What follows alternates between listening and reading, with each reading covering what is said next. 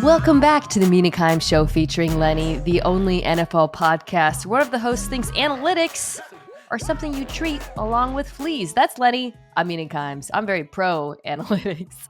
And so is my guest today, the one, the only, Field Yates. Field, feel like it's been a while. Welcome back to the show. It's great to be back. I feel like the last time we talked, we were covering a lot different ground than what we're going to cover today, which excites me. It is the NFL offseason officially now, and we have a ton taking place in the world that I live in now, a lot taking place over the next 9 or so weeks prior to the NFL draft. It is the official start to draft season. Yep. The week before the combine, I'll be at the NFL Combine.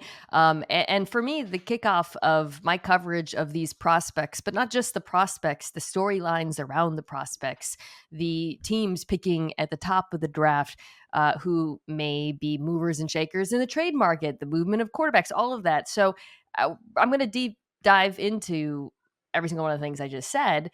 And you're going to be a big part of that. And also, folks should check out Field's excellent show, which is also now on ESPN2 as well, First Draft, and his draft coverage in general. But I wanted, since this is our first crack at the draft, I wanted to kind of take a step back and talk about sort of the big questions that will define this draft season. So we're going to do deep dives into the players and the teams and on the different position groups and the combine and all of that. But this is kind of us taking a step back and thinking between now and the end of April, what are going to be the biggest topics of conversation ahead of the draft? Oh, where do we start is the question. Do we start number one? I mean, that seems like the most natural and obvious starting point because the Bears have themselves a dilemma. The Bears right now, of course, own pick number one. They also still have Justin Fields under contract for at least this season with the fifth-year team option. They can exercise anytime between now and around May. I think it's May 3rd this year, maybe May 4th, early May.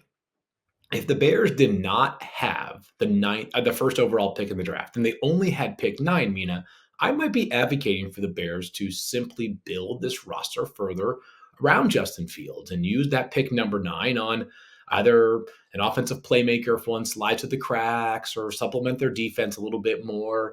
But because they have this number 1 pick, which is sort of a bonus pick via the trade from Carolina last year, you're saying to yourself, Justin has had his moments. We're also 3 years into Justin's career.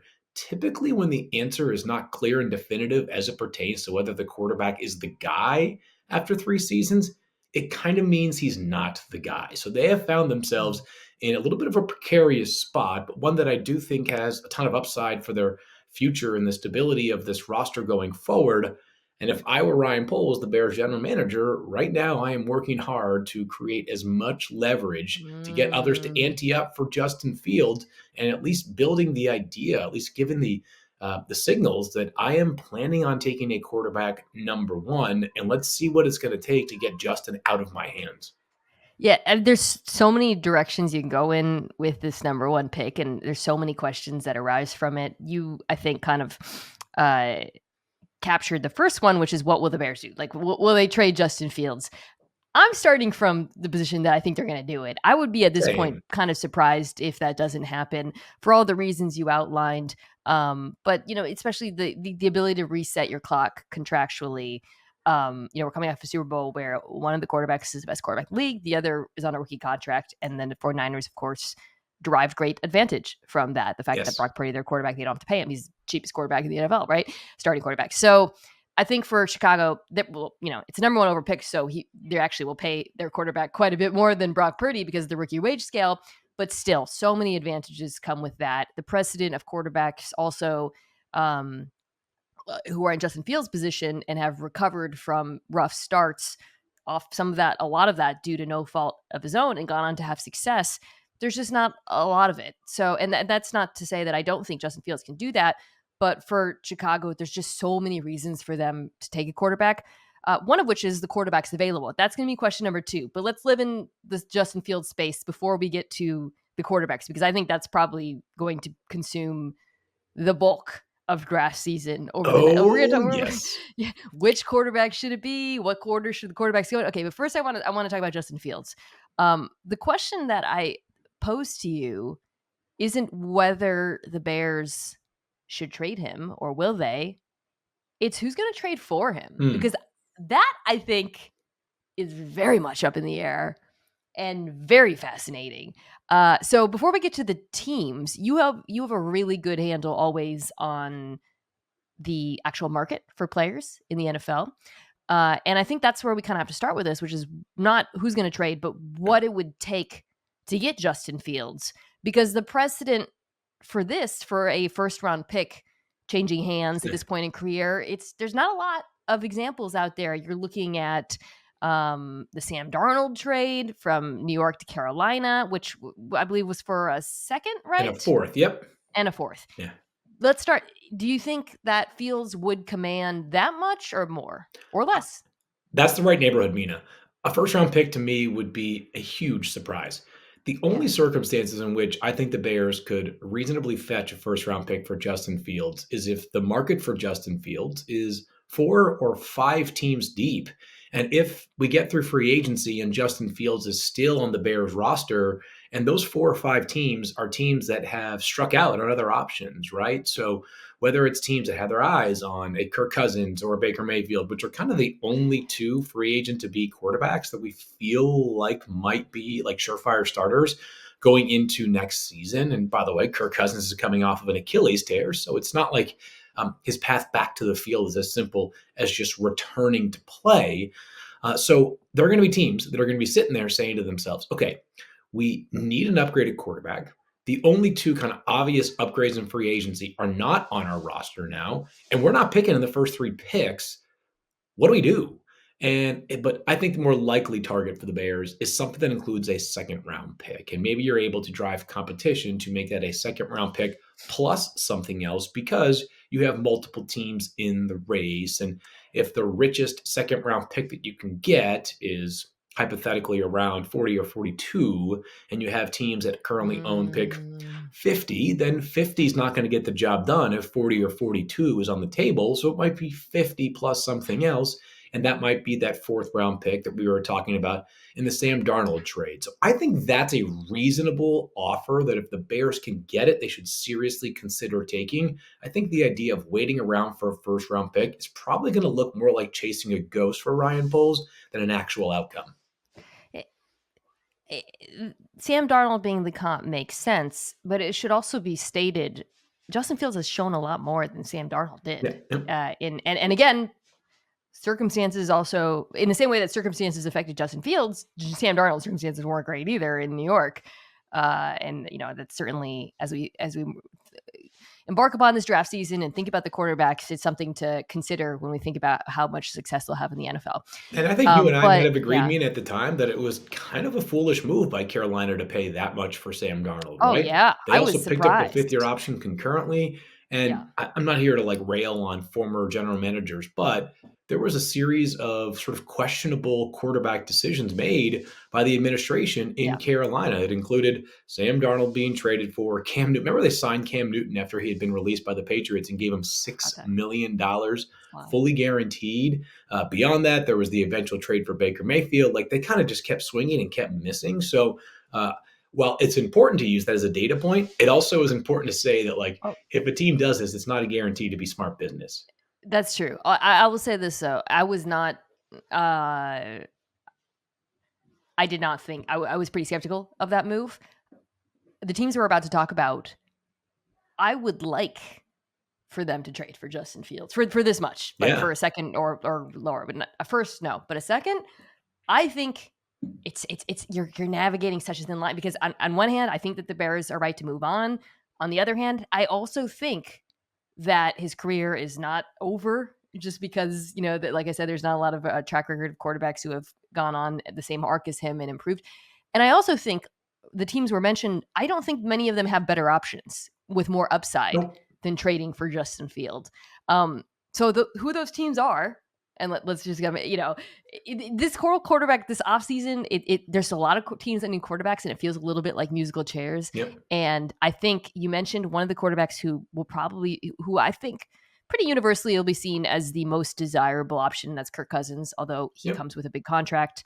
It seems plausible he'll return to Minnesota, but I wouldn't. It's some he's a free agent, so Yeah. you don't know. No tag Um, available for him. Yep. so you're looking at Kirk Cousins, you're looking at Baker Mayfield, you're looking at a trade for Russell Wilson being another option, which I for the don't think that acquiring will be a team trade. That would either well, the maybe only way that could. he gets traded would be if the Broncos agree to eat a significant portion of his salary. Now that it's pretty Yeah. well stated, or at least assumed that he could very well be cut, I don't think any team is going to say to the Broncos, "Hey, we'll take him off your hands and we'll pay 20 of the $45 million." It might be more like Denver eating 35 out of the 45 million bucks to trade away Russell Wilson. It's the worst contract in football right now. It's a bad contract, and I would rather have Justin Fields, to be Same. honest. I just would. I Yeah. think there's more upside there at this point, setting aside the money aspect of it. And then you got like, Ryan Tannehill is a free agent or whatever. But Jacoby Brissett, who I'm constantly advocating for. Yeah. But there's too many teams that need quarterbacks, and there aren't enough quarterbacks. Someone's going to trade for Justin Fields. Yep. Now, of course, there's also the draft, which we are going to get to momentarily, where you've got 3 quarterbacks very likely to go early on, and then an assortment of quarterbacks who may sneak into the first round. And one of the teams we're about to talk about might decide that they want one of those quarterbacks, which we will get to. Okay, putting a pin in that. So I think that one of the teams I'm about to mention should trade for Justin Fields. I would do it if I was a fan. I would be excited about it and intrigued by it. To me, I would say those teams are the Falcons, Okay, we're 1 for 1. the Steelers. 2 for 2. Okay, so I don't think this is going to happen, but this is the pivot. I see this as the pivot point in the Okay. draft. Yep. The New England Patriots. Okay. This is I know this is yeah. I could because and this is one of my questions. I might as well we're just skip bouncing around because it's all interrelated. The Patriots could either take a quarterback or they could take Marvin Harrison Jr. Mhm. I don't know what direction they'll go in, but if they go Marvin Harrison Jr., then I would love for them to trade for Justin Fields. That's my Fair. argument. Yeah, so here's actually the path that I would take if I'm the Patriots and I am planning to trade for Justin Fields, understanding that the cost might be as rich as pick 35, 36, whichever their second round pick is. Right, that's true. They're Or at the top. yeah, which that's a fairly significant cost, even though we just discussed how like the parameters of a second Yeah. round pick are reasonable. But the closer you are to 32, the more it's viewed as basically a first round pick. If that's the path that I'm going down, Mina, then my intentions at pick 3 are to move back and find a trade partner for the team that views whoever quarterback 3, whoever the remaining Yeah. quarterback on the Good board point. is, as my target and saying, all right, I'm turning 3 into, again, making this up here, 8 plus 41 plus Yeah. a future's first or something like that. That would be the only way that I would justify that if I were the Patriots. I'm of the view, and not to give away like how I feel for the next 2.5 months, but based off right now, I'm of the view that the first 3 quarterbacks on the draft are capable enough that no matter what happens at pick 1 and pick 2, the Patriots, bereft of a quarterback option right now on the roster and needing to plug so many gaps elsewhere, that even if you just added like Marvin Harrison Jr. or Rome Odunze and Malik Neighbors, like they're still so far away that the advantage you're gathering from having one of those players is sort of neutralized, that I would just take whoever quarterback 3 is. Just have a plan for each of those 3 quarterbacks. I think Caleb Williams is probably gone. I'd have a plan and build my plan around that quarterback once I find out who it is.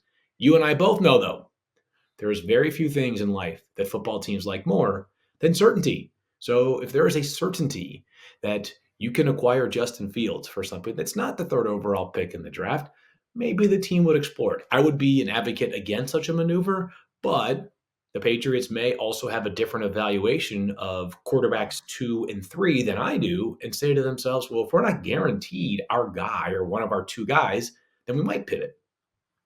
That's the calculus you have to make. You have to Yeah. do there. Is it really comes down to how you value the 3 quarterbacks? We're talking about in a second, and I also think just how you evaluate Marvin Harrison Jr. Yeah.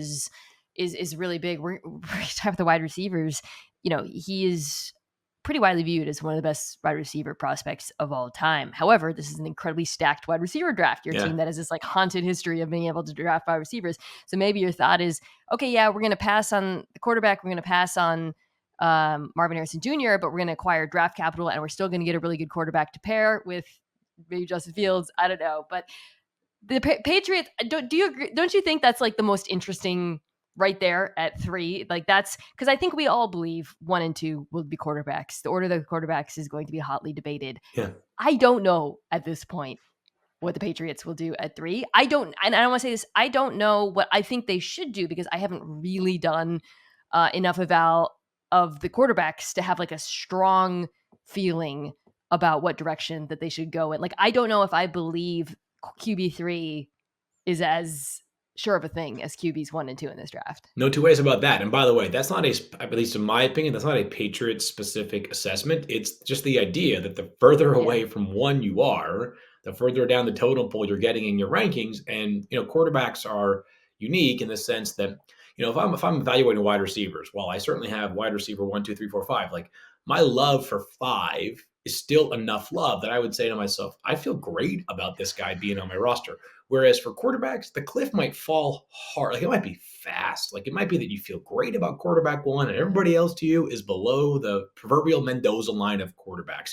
Quarterback 1 and 2 might be good enough for you, but quarterback 3 might be the point where you feel like, it's a big step backwards. Or maybe, and if the Patriots feel that the quarterback 3, regardless of who it is totally fine, then they're sitting pretty. Then the value of having that top 3 pick cannot be overstated. But it is where things get extremely interesting. If they don't have a high standard, if they don't believe enough Right. in whoever quarterback 3 is. And then it's also entirely dependent on how the first 2 teams feel about the quarterbacks. Like maybe New England, they think Drake May is quarterback 1, Right. and great, it just happens to turn out that the Bears and the Commanders like the Caleb Williams and Jane Daniels more. So maybe they're just sitting pretty, but Yes. they don't know. No one knows right now. Right. Like everybody's so much is in the air. But I Okay, think the but let's go. Patriots need to adopt, just to quickly put a pin in this point, Mina, they need to adopt a mentality that the 49ers and the Jets have had in recent years. And this might create a little bit of a negative reaction because the outcomes were bad, but the process is important here. The Jets in 2018 traded up from 6-3 with the Colts. We didn't know who quarterback 1 was going to be until the day of. Shefty broke the Yeah. news that Baker Mayfield was going 1 the morning of the draft. People didn't realize Baker, Sam Darnold, Josh Allen, whoever it might be. The Jets said, we'll take who's there, right? Saquon Barkley was in that draft as well. He ends up going 2. The 49ers in 2021 end up moving up from 12 to 3. We know that the initial reporting was they had their eyes on Mac Jones. They end up pivoting to Trey Lance. Like you just have to develop like a certainty that whoever the third one is, as long as you're cool with that player, Yeah. that's good enough. As long as you are in position with you are within reach. So if I'm the Patriots, I'm adopting that mindset. And I get it, Trey Lance and Sam Darnold did not work out for their respective teams. But the freight that you would pay to move from 3 to 2 is so significant. And the uncertainty or the dangers of moving out of quarterback range and being left with yet another year of quarterback instability is detrimental for a team that won 4 games last season. I remember Baker Mayfield telling me he thought he was going to be a Patriot that morning of Yeah. that draft before, He had he thought they Myers were in New going to England. Yeah. come up and get him. Okay, but before we get to the quarterbacks, let's go back to Fields for a second. So the Patriots is kind of the wildest one, but you were nodding when I said the Falcons and the Steelers. Those are the 2 teams that I've been hearing the most. Yeah. I think they're the teams that, you could throw in the Raiders, the Vikings if Kirk leaves. There's other teams that need quarterbacks, but those are 2 teams that I think we all know need quarterbacks. The rosters are good. You might view them as being the quarterback away, and that don't have a clear path to 1 in the draft.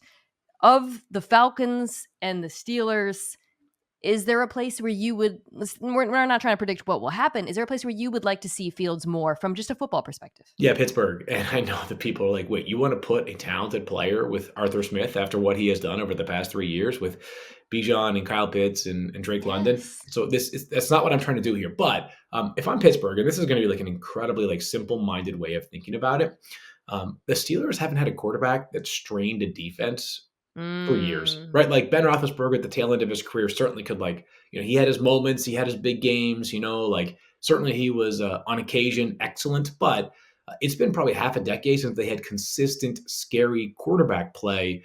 Kenny Pickett, I'm 2 years in. I get it. Normally not enough of a sample size to fully evaluate a player. I just don't think the ceiling is anywhere near high enough in Pittsburgh right now for a roster that is imperfect, to be sure, but there are some pieces in place, including, a defense that usually holds up its end of the bargain. And somehow, some way, they always end up above 500 with Mike Tomlin as their head coach. But in a division that features Lamar Jackson, the two-time MVP now, Joe Burrow, who has, MVP upside himself, and then Deshaun Watson, who's obviously a wild card, but at his apex has been one of the best players in the entire NFL. You can't be the team that is so far behind for a singular reason of your quarterback kind of just being average. Justin is certainly an up and down player, but the best version of Justin Fields has been incredibly difficult to defend, and he would at least make Pittsburgh multidimensional, right? You have to defend Justin, Yeah, not just as a thrower, but as one of the greatest running quarterbacks ever, probably the ever. second Yeah. best in the NFL right now behind Lamar. So that to me would be the most obvious and to me the most exciting fit for Justin if he were traded, which you and I agree is probably the most likely outcome. We are 2 years removed from Arthur Smith with Marcus Mariota Yeah. calling one of the best rushing attacks in football. Yep. Of course he can do it with Yeah. Justin Fields, who's a much more dynamic rushing threat and a better quarterback as well. So just what that would do for the run game, which is already very good in Yeah. Pittsburgh. Like in the second half of the season, I really feel like they found their identity as a rushing team, putting 2 or 3 tight ends on the field. Yeah. But what you'd want to elevate that is a quarterback who can also take shot plays off of play action, which is what Right. Arthur Smith is kind of famous for doing in Tennessee with Ryan Tannehill. Oh, by I the way, they really have like George that Pickens. pairing. Yeah. Oh, by the way, they have a great group of wide Yeah. receivers. I would love that pairing. It's actually, I wanted the Falcons to acquire Justin Fields For a lot of those reasons. for the same reasons, because I was like, this makes perfect sense. I think if they had him, I don't, whether he would continue developing as a passer remains to be seen. But I'll tell you this: that offense will be able to run the ball Yeah. real well. I mean, think So about how incongruent the Steelers' offensive attack is right now. You've got an extremely conservative quarterback in Kenny Pickett who rarely stresses the defense yeah, down the field, and you've got this duo of running backs, and they used a first-round pick on Najee Harris, who part of the idea for drafting Najee is that can handle 20, 25 carries in a game if you need him to, but also if you're facing stacked boxes, like he's powerful enough and has enough wiggle between the tackles that he can actually make defenders miss. And instead, you have a quarterback that basically just like the defense are saying, fine, if you want to grind us to a nub by going 3 yards in a cloud of dust with Najee Harris, that's fine. Justin immediately changes the dimensions of running lanes. He actually makes the defense have to defend the field vertically and horizontally because he is a runner and a very gifted vertical passer as well. It's time for Pittsburgh to put a jolt into this offense. Mike Tomlin has the immense respect of both you and I and pretty much everybody who follows football, Mina, but they're starting to get restless right now. I mean, 5 yeah. straight playoff losses in Pittsburgh. Mike Tomlin says all the time, the standard is the standard. They have not really met the standard when it's mattered the most in Pittsburgh of late. I would enjoy watching that offense. So Yeah. I like that idea a lot. We'll see what happens. So the other question I kind of skipped over, got addressed. I mean, everything is so interrelated in draft season. It's Like, where does all Justin time. Fields end? Yeah. What do the Patriots do? What does Kirk Cousins land? Whatever. But ultimately, I think the biggest question, the one that we're going to all debate the most between now and then, is what order do these quarterbacks go in? So, Field, you spend all your time watching, thinking, ranking, mock drafting these guys. Yeah. I am still early in this process. I watched all of them as college, just on the broadcasts. Only now beginning to dig into the tape. But my early read on it is this, and this is what I want to run by you with Caleb Williams, Jaden Daniels, Drake May, who I've seen in every possible order at this point. Although, we kind of started the season, Caleb Williams, number one, no matter what. Yep. A little bit of shakiness now. We'll see where a lot can happen between now and then. My feeling watching them is this. I think it's really going to come down to the flavor that each team wants. Because I don't watch them and think, oh my God, he's so much better than him. He's so obviously the clear-cut number one. They're very different stylistically. Yeah. All three of them are playmakers, and I think that's partially why we like all of them. That's why the teams will like all of them, because you see that across the NFL now. Like Uh-huh. playmaker quarterbacks is a big thing. And by playmaking, I don't just mean like a dual threat with like design runs. I mean scrambling, keep your right spot on field, making plays on the run, creating something out of nothing. All three of these guys do that. Yeah. So anyone who says any of them is not that is wrong.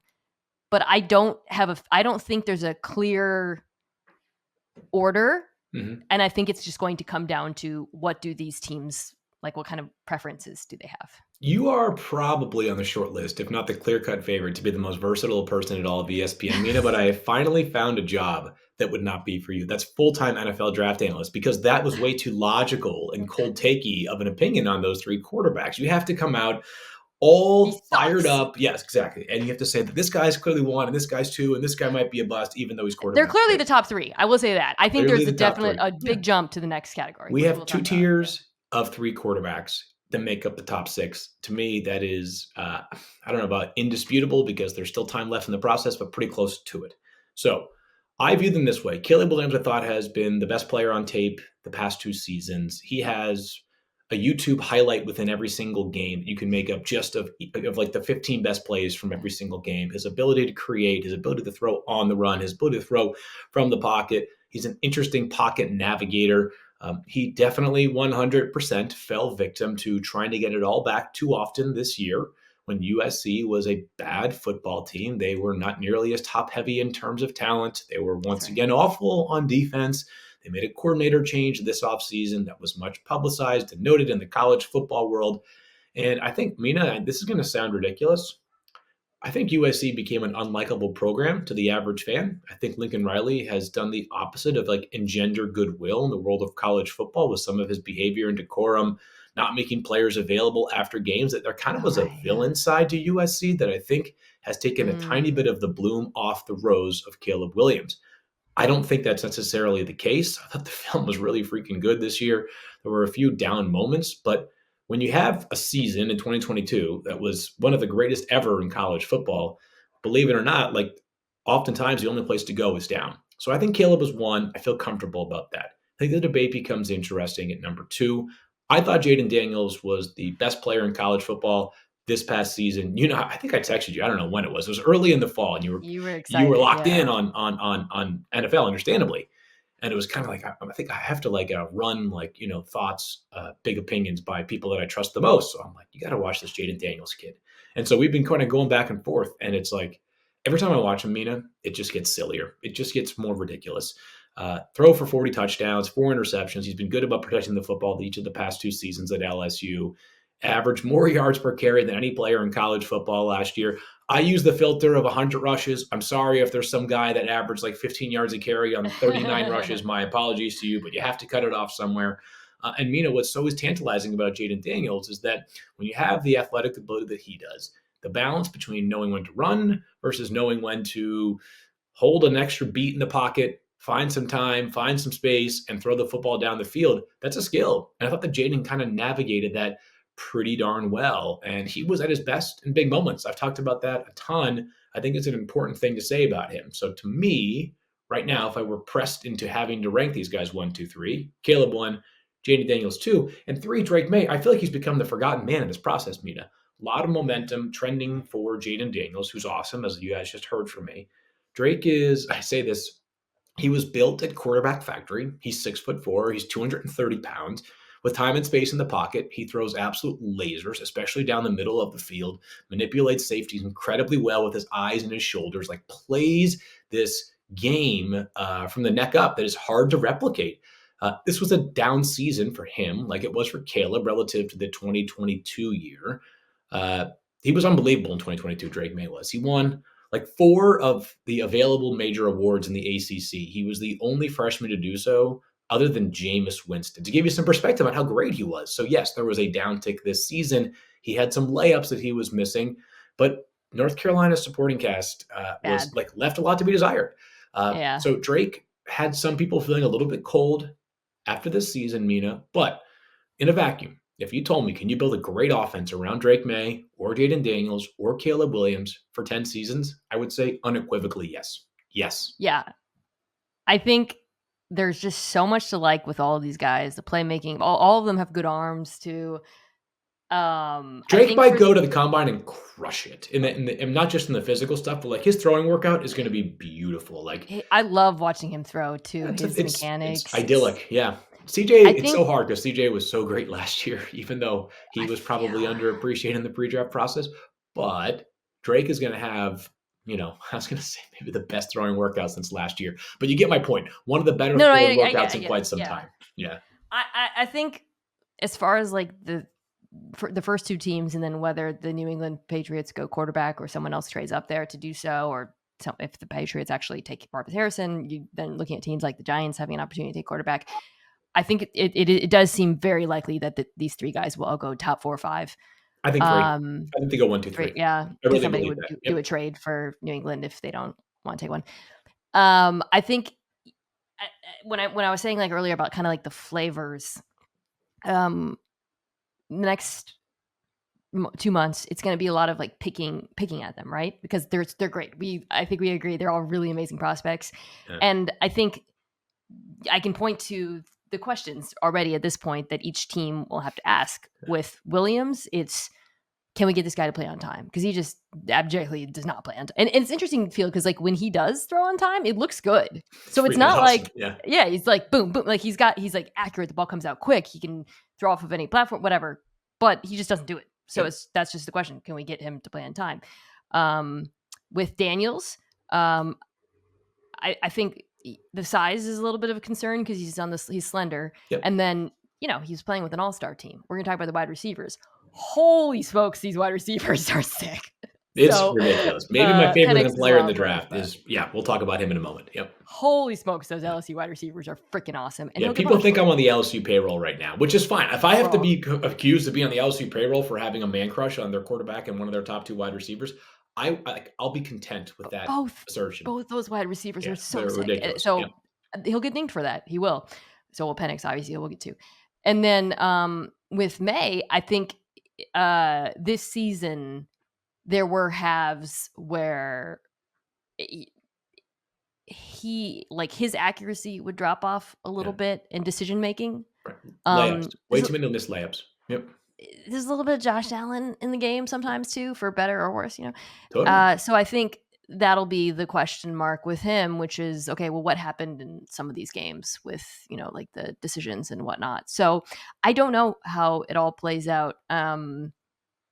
I At this point, I'll just plant my flag. I agree with you. I have Williams 1. I just think he can make every throw on earth. And some I didn't know existed prior to watching So, the I game. mean, Yeah. and it is interesting though because there were the Mahomes comparisons, and we're going to I think people start kind of walking that back a little bit, but I actually think it's really instructive coming off of a Super Bowl where a season where Patrick Mahomes had his lowest average depth of target ever, and for better was a game manager, There we go. Yeah. including on the biggest stage. The question that now the Bears have to ask is, can Caleb Williams do the same? If he is asked to, can he get there? Yeah. Now there is also like a mountain between him and game manager. He just needs to play on time. Forget being as ruthlessly efficient as Patrick Mahomes was and being brilliant. Like he literally just needs to play. He would pass up open receivers. Watching him on tape this year, I'm not on tape, probably just watching him. I've gotten there. He did not play in structure. Really, it was not good. So that's the question that he has to answer. I talked about this. The Notre Dame game is probably the one that people are going to point to as maybe the lowest point of Caleb Williams' season. And it felt like a player who was down 14 and thought he could score 14 points on one pass to get it all back, right? That's the kind of forcing the issue you saw from him in that specific moment. This is going to be an odd cross-sport parallel, but I think it's pertinent in the case of Caleb Williams. Anthony Edwards coming out of Georgia, 2020 NBA draft. People were kind of all over who should be the number one pick in that draft. But Anthony Edwards was kind of uninspiring for Minnesota in some circles because it was like this guy was a mess at Georgia, right? Like this inefficient scorer, this guy who's like taking ill-advised shots or taking too many shots, whatever it might be, right? But it was a reminder, like we're identifying the traits, the coachable ones, the not coachable traits that like those are the ones that make them precocious, right? Like the 6'5" and ball handling and vertical and all this stuff.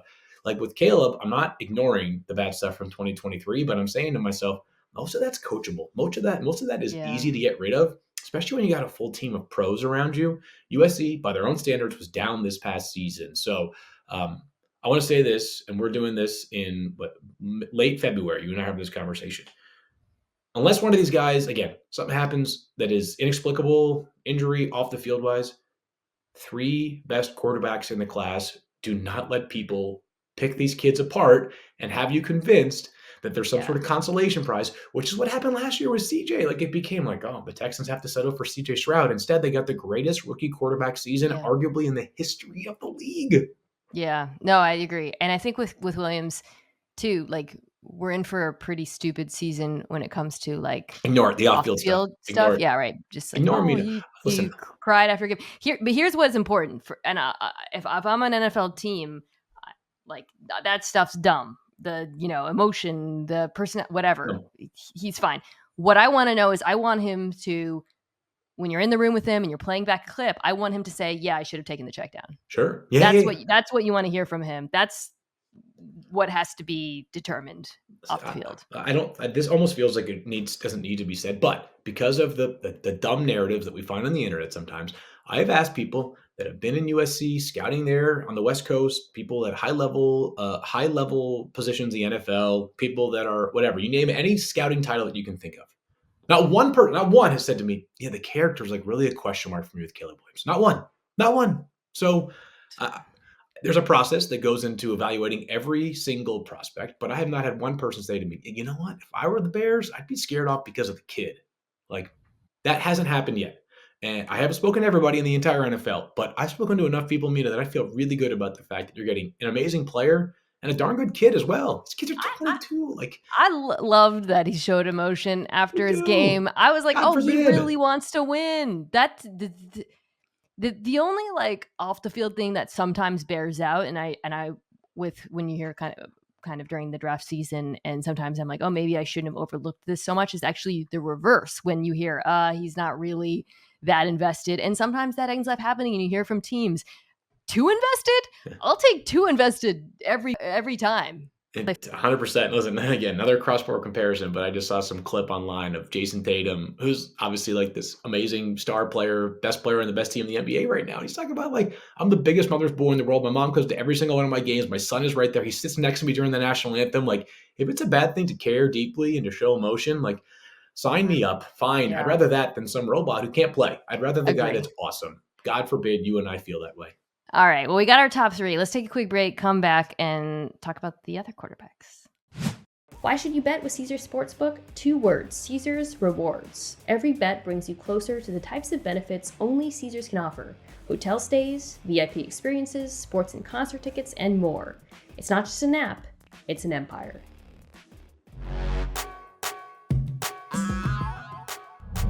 Okay, Field. So you and I are in agreement that there is a clear top three with the quarterbacks. I Yep. suspect that most people will arrive at that same conclusion. But after that, there are a few quarterbacks that could be taken in the first round, in large part because, as you and I have been discussing, there's a lot of teams that need quarterbacks. And that is, Hmm. I think, going to influence where some of these guys are taken. Maybe if there weren't teams that needed quarterbacks, they would fall. Not the case this year. But also, they're interesting prospects. I would argue the second tier this year is better than recent years.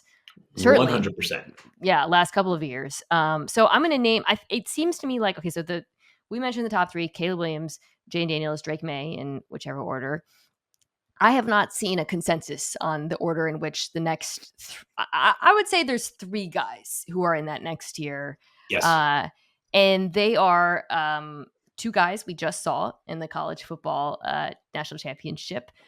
Michael Penix Jr. from Washington, JJ McCarthy from Michigan, and then I think the third seems to be Bo Nix from Oregon. Is there anyone else you think, before we get into those three players, that might squeak into this conversation? Nope. I think the seventh quarterback, if you will be up for grabs. I would probably say Spencer Rattler's got a fairly sizable lead on the field. Former Oklahoma, now South Carolina quarterback. But we're talking about, QBs 4 through 6 and then gap, as I see you chuckling about Spencer, who can still play, by the way. He can still play Yeah. and there were some games during this season where I'd watching him and I'd have to like slap my own wrist and be like, no, Mina, Yeah, no, because he I know. flashes some real high end traits, but then there's some low moments as well. Yeah, there was He to me some is an humbling games. interesting guy to take a flyer on though because of the skill set. But the three that I mentioned, tell me what order you have them in, and then how you think the conversation before is shaping around them. Because I guess it seems like most people have McCarthy and Penix above Nix. Is that kind of where things are?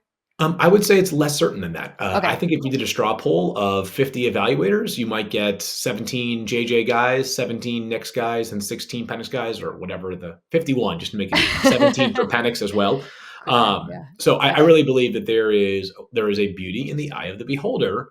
Mm. Again, I know that people are clamoring for who do you have fourth versus fifth versus sixth. But I think this is more of a tier than it is a clear cut 4, 5, 6. So I actually have Bo Nix right now as quarterback 4, and Oh, you do? Bo. Oh, wow. Yeah, and, Okay. and by the way, we can. Wow. So maybe the best way to do this, Mina, is my order is Bo, JJ, Penix. Okay. Here's I can kind of give you like the pros and cons for each, right? Or I like to call them like strengths and limitations because Okay. con feels too strong for a guy who could go in the top like 25 picks. Like that's very Yeah. possible, right? Bo Nix, people have to remember. Um, this is not Bo Nix from Auburn, but he is the most experienced quarterback in the Played a lot history of of football. Division One football. Like literally has more starts than any other quarterback ever, right? He's played a ton of football, 5 straight years as a full-time starter. NFL teams like that. There are guys, Brock Purdy, Jacoby Brissett, who played a ton of football in college. NFL teams like that because they have a different readiness than guys who are a little greener. Trey Lance, Mitch Trubisky. Sorry to Right. invoke some bad memories, people, but there's a little bit more certainty in what you're seeing is what you're getting. Razor sharp accuracy. He literally sent the single season completion percentage record last year, nearly 78%. Very good processor as well for Bo Nix. Has some razzle dazzle to his game, but he's refined that, right? Back at Auburn, it was to his detriment. Now at Oregon, it's to his advantage. They could use him on the move. He could He's a have good some runner. designed runs. So Bo, really solid prospect. JJ, also really solid. He's the biggest projection out of these guys, though. Yeah. Over the last 6 games of the season, Mina, 6 games, which was basically the meat of their schedule, right? You had the Ohio State, Penn State.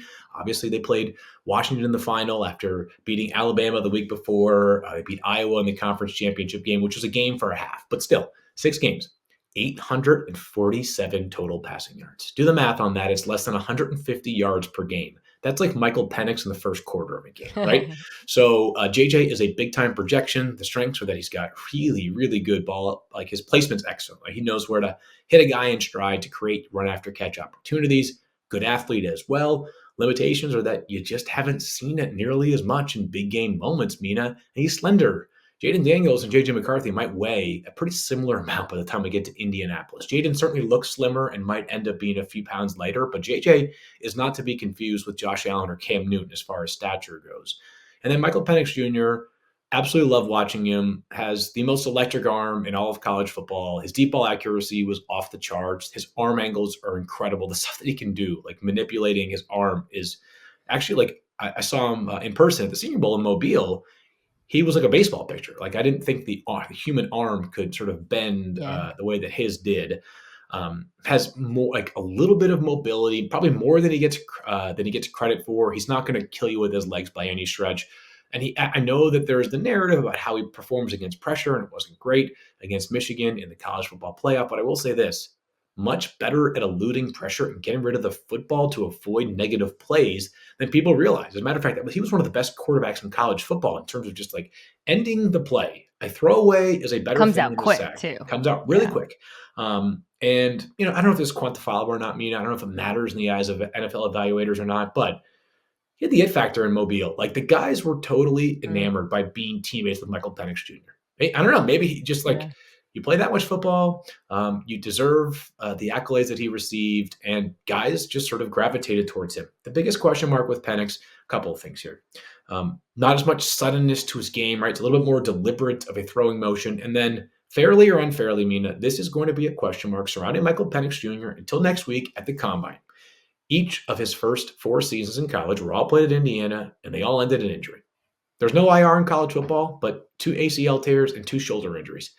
He has not been dinged up since that time, but as you know, each team's medical staff is going to weigh in, and some may say Yeah. our tolerance is great and we have no problem with his medicals. Others may say hey, you know what? Makes it a little bit nervous. And you might fear that if he were to tear his ACL once more, that might be it. Like Odell Beckham Jr. Mm. tore his ACL for the second time. And granted, he's much older than Michael Penix Jr., but just an example of how the body is built to last until it's not, right? So I've been told by people close to Michael that he has gotten great clearance and that he continues to hold up very, very strong. I have no reason to question them, but I'm also not the team doctor for every team from the Seattle Seahawks in the Pacific Northwest to Miami Dolphins in the Southeast. They may all see it just a little bit differently. When you hear about athletes going and getting second or third opinions on injuries, it's because not every doctor sees things the same way. It's his injury history is real. It is serious. Go look it up. Multiple you touched on it. Multiple years ended. And by the way, the mental fortitude he's displayed in overcoming that is also one of the most impressive things about him. But He's it's a great, undeniable great that kid. Yeah. teams will regard that. I think it's still early on for me. I don't have an order established yet. I think what I will say is I would probably be personally a little apprehensive of taking any of these guys in the first round. That's just my read on watching them in college. Yes. And like I said, I think probably a team will, or maybe just because of need and whatnot. But I think that I have enough questions about all three of their games to where I would be a little bit, I would be worried about that. I also think we didn't talk about this with the first three. We were just like, oh, whatever team likes them.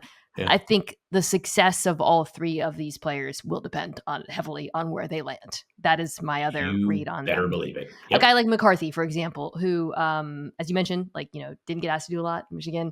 I'm really trying not to make the Brock Purdy comparison because it feels like stereotypes, but yeah, you watch a guy like Brock Purdy in that Shanahan offense, and I'm like, yeah, I could see JJ McCarthy having success in an offense like that. Totally. Yes. But it would have to be the right offense.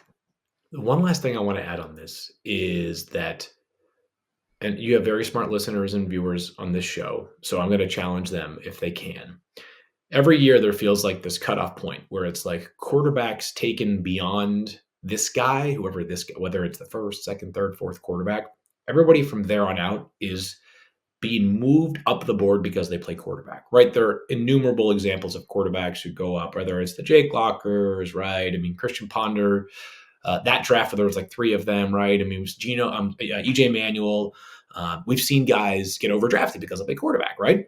Yeah. I would like to know if people can find a long list of examples of first round quarterbacks that were taken as quote unquote reaches that end up proving to be worth that reach. The history is certainly working against them. Now, we can't eliminate outliers in life. They do certainly exist, but we're talking about probabilities. And the history suggests that once you start to see guys rise up the board higher than where you have them on your big board, it incurs a significant risk. And JJ McCarthy was not in my top 25, and he went 12th in my first mock draft, Mina. Like that to me, I mean, that gap, it was uncomfortable making that pick, but circumstantially, I felt like there was a real chance the Broncos must address quarterback in the draft because they're out of cards to play otherwise. So people keep asking me, should the Seahawks take a quarterback? And I keep saying no, because if they were picking in the first top five, I would love for them to take one of those three guys.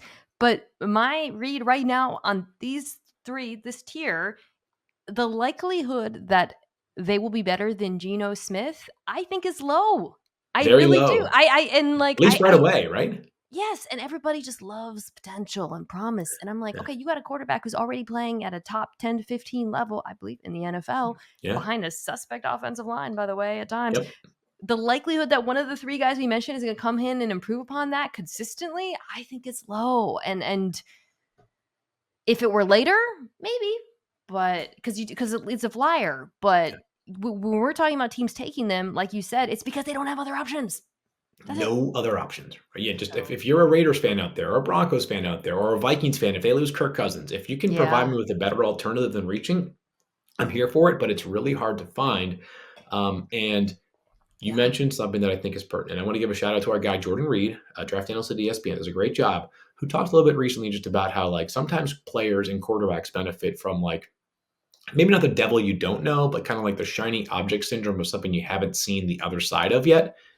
That kind of helps JJ, right? Like he hasn't had that many bad blemishes on his resume, but we also haven't seen that many like amazing Yeah. moments. You're like, yeah, but like you see it in doses, and like you see him spin that pill against Ohio Oh, State, and you're like, he could do that more.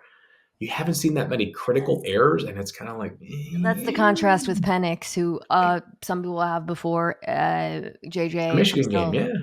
I mean, my God, or Texas, like that That game was unbelievable. I was ready to run through a unbelievable. brick wall, right? Like it was, and it wasn't just unbelievable. It was like everything you would want to see from a Yeah. college quarterback in Yeah, terms of for a the guy who plays he couldn't dodge made, pressure. Yeah, it's great. dodging pressure, stepping up in the pocket, throwing over the middle of the field, which is a question with Penix because Yeah. so much of that Washington offense was reliant on go balls down the sideline, and God, it should have been because of the players that they had. But it's like, okay, well, he has reached the highest high, but can he keep getting back there? And is the risk of too late versus Penix, JJ, who's a little bit of an unknown, versus Bo, who's maybe too much of a known, honestly. Yeah, I know he's not Auburn Bo Nix. I still have trouble shaking that sometimes when I think about totally. him. So it's going to be, all of these guys have worthwhile criticisms and a projection factor. Yeah. So Yeah, it's a that's, good, we'll it's see. such a fascinating point. Those experienced guys that don't go in the first round end up being like pretty useful players. Brock Purdy obviously is an extreme. He's the last pick in the draft. We should never have that kind of expectation. But other examples include, I mentioned Jacoby Brissett. Dak Prescott played a ton of football at Mississippi State Yeah. and dribbled to the fourth round. Kirk Cousins, same thing, Michigan State, in part because it was like, yeah, we kind of already reached the apex for these guys, and But obviously we didn't sometimes, in the case yeah. of them. So yeah, but Boza, all three of those guys, Mina, are going to keep me up many nights until the draft begins. Because if you told me that one of those guys goes eighth overall because the Falcons have done nothing at quarterback, I'd say, I would not okay. do that. I would not I do mean, that. yeah, same, I would not do same, that. I same. would not do Yeah. that in part because of my next questions. We got two more questions, big Okay, let's questions. do it. Yep. So I looked at so if you're listening to this, you check out Field dropped his very first mock of the season. It was very fun. Some really spicy picks, which I love. Yep. So you had 5 wide receivers going in the first round. You had, of course, Marvin Harris Jr. and I think everybody's going to. He's a no-brainer, basically a perfect prospect. Yeah. It's hard to beat him. Yeah. He's just perfect. So you got him, and then from there, let the debates begin. You had Malik Neighbors from LSU at 6, Rome Odunze at 7, which is spicy to Tennessee. Yep. Brian Thomas, Neighbors' teammate at LSU at 28, and then A.D. Mitchell at 32. So you didn't have Keen Coleman in the first round, right? Correct. Yep. Okay. I'm sure you would have him immediately, not long after that. He was one of I had like 4 players that just missed the cut. He was one of those 4. We can talk about him in a minute, but there's a big, big test coming up for him soon. Yeah. So my question for you is, do you think this could be the greatest wide receiver draft in recent memory? So in 2020, in the first 2 rounds, there were 13 wide receivers taken. This was it started. People were surprised when the Raiders took Henry Ruggs at 12, but because they took him over Jerry Jeudy, which was, I remember people being surprised by that. But then you also had CeeDee Lamb falling to 17, Jalen Reagor, Just Jefferson at 22, the infamous Just Reagor before Jefferson, Brandon Ayuk at 25, T. Higgins in the second round, Pittman in the second round. That was an insane draft. So recent history of an insane wide receiver draft. How do you feel just as a group that this group of wide receivers stacks up? It's always important to remember that our pre-draft expectations are measured against that pre-draft expectation as well, right? So like, you want to be process oriented when you're talking about how this class stacks up, because outcome generated thinking can be a little bit of a dangerous game, right? These guys could all bust, right? Or they could all become first ballot Hall of Famers in 10 years. And obviously a take like this would look very smart. But going into the draft, feels like the strongest draft class amongst wide receivers that I can recall in at least a half decade. I'll rely on Mel Kiper, who's been literally created this industry 46 years ago. He feels like it's one of the best he's seen in a long, long, long time. And that creates a fundamental question, maybe issue, challenge in this draft. If you're a team that really believes in the strength of this class, does that mean that you can afford to bypass some of these top tier prospects at the top? Because you say to yourself, all right, I can get an elite player at 8, wide receiver. I could also get a notch below elite at AD 38. Mitchell, Yeah. Like, Xavier Leggett. Like how there's yeah, so how many good players. Yeah. there's so many good players. Like, it actually like, it pained me to keep Xavier Leggett, Keon Coleman, Lad McConkey, Tez Walker, like, didn't crack the first round. Roman Meanwhile, those guys Wilson. yeah, Yeah. if I were to do just my top 32 players or just and again, I'm not talking about like I am moving on from positional value, right? Quarterbacks are going to go higher because of the positional value, but like the top 32 players probably has more than 5 or 6 wide receivers, right? Um, Maybe a better way to look at it is like my top 40 or 50 players might include like 10 wide receivers. So that's the challenge that teams are facing is if you are thinking about maybe it's like the middle of the first round because like at the beginning of the first round, if it's such an elite prospect, you're not going to pass on Malik Neighbors, Roma Dunze, right? Middle of the first round, though, you're like, okay, so we could get a really good tackle or a really good receiver. Meanwhile, at pick 45, the tackle class seems to drop off, but the wide receiver class is still pretty solid. So I think that middle of the round is going to be where it's interesting. If you notice, there was a big gap in mine. After the third receiver, Roma Dunze at 7, 21 picks before Brian Yeah. Thomas Jr. went off the board. So you That's got a a lot clear. lower, yeah, than I had Brian Thomas ranked in my overall prospect rankings.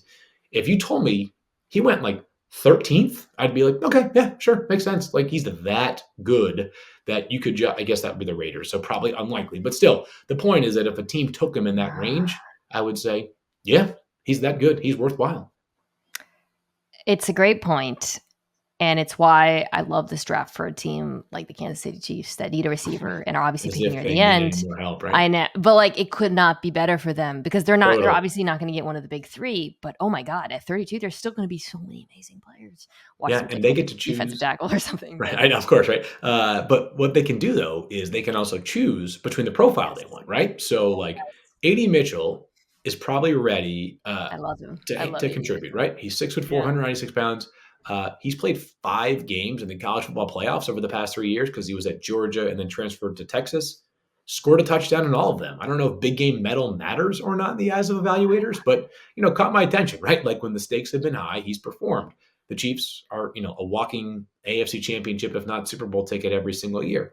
Or do you say to yourself, listen, we need a guy who maybe his ceiling isn't as high as AD Mitchell's, but he's ready to play tomorrow and play a lot. And like Lad McConkey, who thinks going to fly at the combine, could run the 4.37. Yeah. Just ridiculous route runner, awesome after the catch. But Lad lined up next to AD it's like a power forward versus a shooting guard. So it is a lot of basketball references for me today.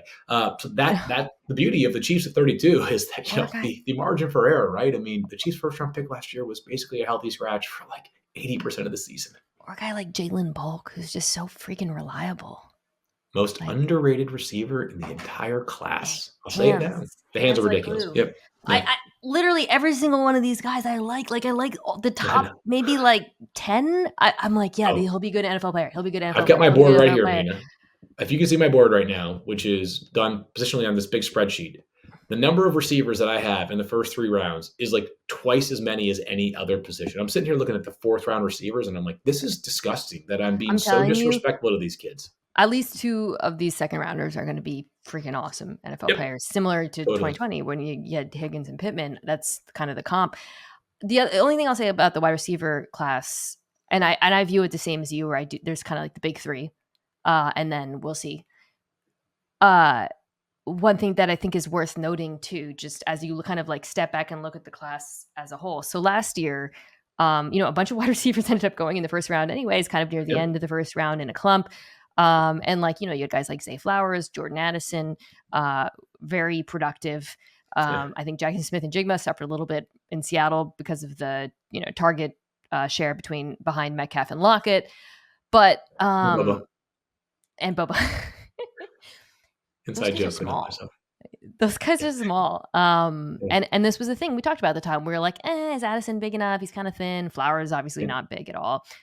This class, these are X receivers. Yeah. 2 of them. Like there are so many. Have arrived. Even like Odunze is probably more of a classic Z, but he's gigantic, man. Like all of these receivers are huge. Yeah. And I feels like that's what really strikes me, Field, is like I feel like over the last few years, we have been talking about, wow, you don't have to be that big to have success in the NFL. We've seen a lot of these little guys. I mean, shoot, Tank Dell last year, right? Like have success because of modern NFL offenses. The play callers are so good at slot receivers, getting them involved, but also scheming guys open when they're not that big and they can't necessarily beat press, right away in the NFL. Not a problem in this class, man. If you need a number one wide receiver, this is the draft for you. It's funny. Xavier Legette, South Carolina wide receiver that you just mentioned a few moments ago, was measured at the Senior Bowl, and he was 6'1" flat, called 6'0" in scouting parlance. Everybody was like, "Damn, Xavier Legette's only 6'1", and I was like, "You guys are missing the trees of the forest. He's 6'1", 230. He was 230 pounds. He's going to run the 4.4s in Indianapolis, like at the combine. Like I get it, he's not 6'5", but 6'1", 230." Probably runs a 4.45. Like that's a machine. That's the kind of stuff, like that's Ole Miss wide receiver type of stuff, right? Like that's like ridiculous. That's like that's like I don't know, like Bobby Brown, Amon-Ra's St. Brown. St. Brown. Yeah, What's St. Brown. what's Yeah, Amon-Ra's? Yeah, St. is Brown. it Bobby? Yeah, because Am I making Equinamia is that up? St. Brown, Amon-Ra St. Yeah, Brown. it's Yeah, definitely St. Brown, but is his name Bobby? I feel like it is. I apologize. You know what? I the really apologize. bodybuilder. 'Cause yeah, the body. He could squish me like a grape. But anyways, like he might be proud of this class. These guys are all massive. So anyways, Big. that is like a major X factor in this class is that if you want size, like Tez Walker, Xavier Legette, I know I mentioned Lad McConkey. He's not one of them, but there are so many guys Brian that Thomas. into Oh my god. Brian Thomas is freaky big. You've got guys that go further down into the process, like Marcus Coleman. Roseby-Jacksain from, you've got, Javon Baker, who played at Alabama, transferred to UCF. He's Yeah. huge. Brendan Rice, the son of Jerry Rice, is freaking massive. Did not realize how big he was until I was standing next to him down at the Senior Bowl in Mobile. Like he feels like he's 6'5". He's not actually 6'5", but like there is size everywhere in this wide receiver class. It's going way beyond just the first round too. It's this. I think we will look back on this class and marvel at it. So it's way too early projection. All right, last question for you. About the draft. This is I think this is my final kind of big question. So as we've discussed, this is a very good quarterback class. This is a very good wide receiver class. I haven't even not acknowledged the fact this is an incredible offensive tackle class, which is going to be less, sexy, but very, very how many offensive tackles did you have in your first round? I believe I had like 9 total offensive linemen. It's a lot. It's not an elite defensive draft. No. And so my question for you is there a player that you look at as like a true blue chipper, like in this class? I've seen when I've looked at mocks, it seems like everyone's kind of all over the board now, the order that the defensive players again. I think that'll probably settle. But to your eye, is there someone that you think is special? Yeah, I think sometimes in scouting we can overthink this stuff. There's only one thing that could prevent me from feeling unbelievable. Leatu Latu, the pass rusher from UCLA. He's You may, fun. of course, recall him because he began his college career at Washington. He played for Jimmy Lake when he was the head coach there. After 2 seasons at UW, he was forced to medically retire because of a neck issue. That retirement was brief. He ended up enrolling at UCLA. He ended up resuming his football career, and he's been the best pass rusher in college football the past 2 seasons. He was unbelievable this past year, second best pressure rate in all of FBS, 13 sacks this past season, refined, ready to go. Like if we had done this podcast 2 weeks ago as opposed to now, and you told me that he was assigned to the Chiefs or the 49ers, I would say he'll probably start this game on Sunday, even without practice. That's how ready-made he is, Mina. But medical question mark. Yeah, If the NFL finds, and this is not the perfect comparison, but Jalen Phillips dropped to 18th a few years ago coming out of Miami after he also was medically retired while playing at UCLA. The Dolphins clearly feel great about Jalen Phillips. He's become one of the best pass rushers in the NFL. His Achilles injury this year was just bad luck. It wasn't tied to what he went through in the pre-draft process. Right. Leatu Latu is an absolute star. He's not going to be an off-the-charts tester at the combine, but I'm like, the body angles he can create, he's slithery, he gives guys nightmares, and I'm talking about like good offensive tackles he played against this past year in the Pac-12. I bet on him. I would bet on him to win consistently at the NFL level, assuming that neck is not an issue, and I'm operating under the presumption for right now that it is not an issue. I think him versus Dallas Turner from Alabama is going to be a really fascinating debate because it's going to be a sort of explosiveness, athleticism versus pass rush refinement debate kind of, which isn't to say, I actually don't think Turner's like a like a true, like, gonna like break the records at the combine or anything like that. But I do think that'll be the ding on Latu, is like, okay, like, you know, he's not gigantic. Is the length there, the weight, explosion, turn on the tape, man. He's a maniac. Like his hands are a thing of beauty. They're He has unbelievable. every move in his arsenal. So I think that's going to be a really fascinating one.